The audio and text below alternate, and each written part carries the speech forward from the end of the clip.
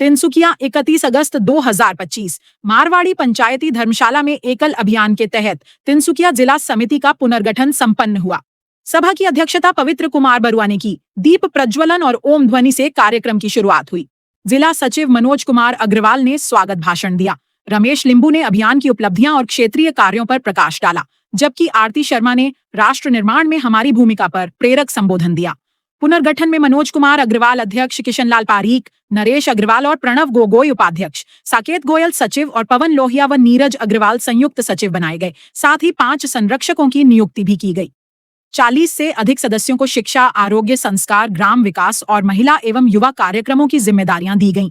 एकल अभियान ग्रामीण और आदिवासी क्षेत्रों में शिक्षा, स्वास्थ्य और संस्कार के क्षेत्र में कार्यरत राष्ट्रव्यापी आंदोलन है। तिनसुकिया में 242 गांवों में विद्यालय और संस्कार केंद्र सक्रिय हैं। इसका उद्देश्य बच्चों को शिक्षा और संस्कार देकर राष्ट्र निर्माण में सक्रिय भागीदार बनाना है।